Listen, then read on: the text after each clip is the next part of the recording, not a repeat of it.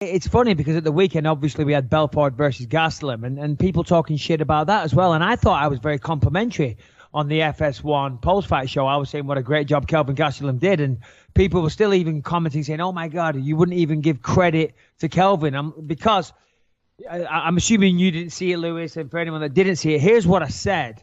I said, Kelvin Gastelum looked amazing. Kelvin Gastelum looked outstanding. He did what I couldn't do. He knocked him out, and he looked calm. He looked relaxed. He looked all these positive things. He looked incredible. I said, the only thing is that it's hard to gauge where Kelvin is in the middleweight division, because I think it's fair to say that Vitor Belfort, the one that we saw Saturday night, isn't the Vitor Belfort of 2 years ago. I said he used to be taking testosterone replacement. He was on TRT, testosterone replacement therapy. And, of course, you can see the physical changes. You would have to be a fucking moron not, as a post-fight analyst, not to mention that. Okay, so I was doing my job. Of course, pre-fight, pump the show. It's going to be a great fight. Vitor's a legend. Kelvin Gastelum, not an up-and-comer, but new guy to the division. Yada, yada, yada. Just beat Tim Kennedy. Post-fight analysis, for me not to mention the fact that the apparent change in Vitor's physique, for me not to mention that, I wouldn't be doing my job as an analyst. And I said, so it's hard to gauge. I said, what Kelvin did was amazing. He went out there, he put on a fantastic show and knocked him out in the first round. You can't ask for better than that. But I'm just saying that Vitor is a very difficult yardstick to use right now, because you don't know where he is, because he's lost 4 of his last 5, and all 4 of those were stoppages. So well done, Kelvin. That was amazing. It really was. But does it mean that he's, potential, champion in waiting? It's hard to say because of Vitor's difference these days. Yeah, and I'll post right now to the Twitter at BYM Pod. I actually sent you this image, the before and after of Vitor from 5 years, from 2012 when he first came back to the UFC to 2017. I mean, you're right. It is night and day difference. You're looking at like a guy who, and by the way, compared to me, he looks great. Let's get real here. I'm not want to talk shit on anybody's body, but comparatively, if you look at it, looks like 2 different people. And it is so obvious that the TRT was doing something for Vitor. I mean, this guy in his later years in his career had this crazy resurgence, and it was doing wonders for him. And it's almost kind of, I don't want to say sad, but it makes me feel bad to watch him kind of get in there now and get killed the way he's getting killed, comparatively to kind of where he was. Let me ask you a question. Does the UFC kind of discourage you from shitting on the guys for taking steroids? To be honest, obviously we have production meetings when we work at Fox Sports, FS1 as it's now called. And we have production meetings, and of course, we discuss what we're going to say. And I even say, I said, well, the steroids thing is an issue. And they're like, listen, Michael, they're not going to tell me what to say and what not to say, but they would prefer it if I didn't focus on the negatives too much. And of course, But here's the thing, and I'm not trying to shit on Vitor. I'm really not. I mean, I'm looking at that picture now, Lewis. Holy crap. Yeah. On the left, there's a beast of a man, and on the right, he still looks decent, but the difference is stark. It really is. It's day and night, absolute day and night. But listen, for all my personal differences with Vitor aside, and my, long time stance against performance-enhancing drugs, and I do believe testosterone replacement therapy was performance-enhancing drugs. It was definitely performance-enhancing drugs, and the fact that all these people were taking it and allowed to take it for so long really was, a blemish on this sport. It was absolutely ridiculous, and I think it made the sport look like it was not a credible sport, because you wouldn't be able to get away with it anywhere.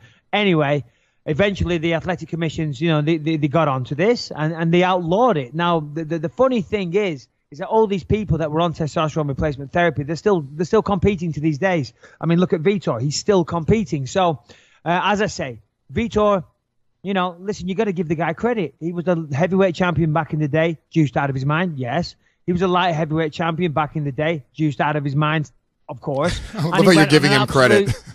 Pardon me? I love how you're giving him credit. Yeah, and he went on an absolute tear in the middleweight division, and, you got to give him credit for that. But was he juiced out of his mind? Absolutely, 100%. Now he's not juiced out of his mind. It's a different Vitor. It's a different person. He's been stopped 4 times out of his last 5. So, and God bless him. I don't wish ill will on people. I don't want anyone to get hurt, but the better man won on Saturday night, and, I think Vitor should hang it up. Well, Vitor said he's got one more fight in him, and then that's it. He's gonna retire. You know what I would like? I would like Vitor to have to go out there and face some young kid that's roided out of his mind. Yeah. Just to let him know what it's like. You know what I mean? Stick him in there with somebody down in Brazil who's fiddling the system, who's roided out of his mind, and he's just got superpowers because of his steroids, but fails his test, granted, but still Vitor has to know what that feels like, because, you know, it's just such an unfair advantage. It's such an unfair playing field. And I say it all the time. You know, until somebody dies, nobody's going to realize what a problem this is and the advantages that they have. And one day, mark my words, you know, I mean, you saw it at our helping, you know, but it's only a matter of time before someone dies, pays the ultimate price, and then everybody will think, holy shit, okay, something needs to be done. Well, in terms of a real opponent, I mean, if Vitor's going to do one final fight, it's you know, the 185-pound division. He had mentioned wanting to do something like a Legends division, which is just kind of not for the UFC. Look, if they wanted to do a Legends league they were fighting in Costa Rica and they were bringing in, like, you know, Hoist versus you know, whoever, right? I don't actually have a problem with that. If these guys want to fight, like, yeah, dude, I'd watch that. I'd watch that in a heartbeat. But I believe the UFC, you know, they're trying to be the premier league. The guys who are fighting in the UFC, I believe they should be the best fighters in the world. I don't think that Major League Baseball should offer a Legends league for older men who can't compete with the younger guys anymore. You know, if you can't compete anymore, maybe it's time to hang it up. But Vitor, nonetheless, has said he wants to have one more fight. Who do you think the final fight should be? It has to be somebody older. It has to be somebody that's on his way out. Yeah, no, let's give him a kid juice out of his mind. No, so, I mean, here's the thing. The Legends thing, that's just pathetic. I mean, talk about wanting to stick around but make it easy for yourself. Okay, let's fight. Let's take out the knees, take out the elbows. We'll wear padded gloves. You know, it's just ridiculous. Listen, you've had a great career. As I said, heavyweight champ, light heavyweight champ, right? You've done it all. Move on. Just because you're still trying to get paid out of it, that's all it is. A Legends division, come on, nobody wants to watch that. Nobody wants to watch it, and it's laughable at best. I did say on Fox Sports on Saturday night, FS1, pardon me, a good fight, an interesting fight that a lot of people would pay to see would be him versus Anderson Silva again. I mean, Anderson's got to be close to the end of his career. Vitor obviously said one more fight. They did fight once before in Brazil. There's a fight card coming up in Rio. I think Anderson Silva versus Vitor Belfort 2 in Rio. I mean, that would be fantastic, you know, to see them two again, and two legends going up against one another, you know, so that would be my pick. Yeah, look, I mean, I think that makes sense. My only problem with it is, to be honest with you, Vitor he got caught, but he got embarrassed in that last fight with that front kick. And it's not like Vitor's looked like he's declined like 5 times since then, whereas Anderson's declined, but not that type of decline. Anderson Silva still seems to be able to compete. You know, and the funny thing is as well is that, because Friday night, I'm friends with the Prince of Saudi Arabia. Talk about that for a name drop. And popped round to his house on Friday night, and he's friends with Anderson Silva. He's a guy, we call him Mash, and he's the coolest guy. He's the biggest MMA fan ever.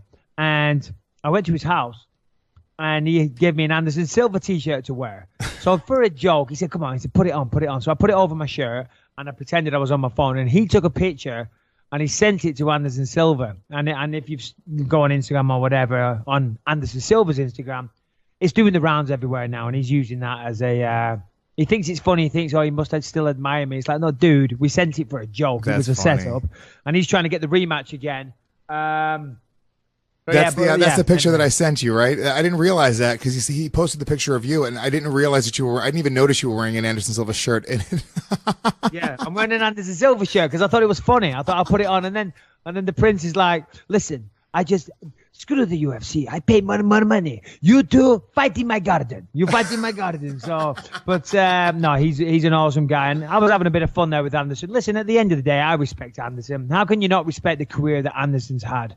He's, you know, come on, he was one of the guys that helped build the sport.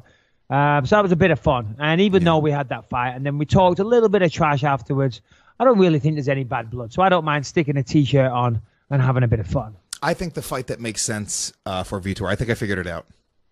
Go on. I think I got it. Okay, and this is actually you're building this up, Lewis. You're building this up to a big announcement because it's the perfect fight.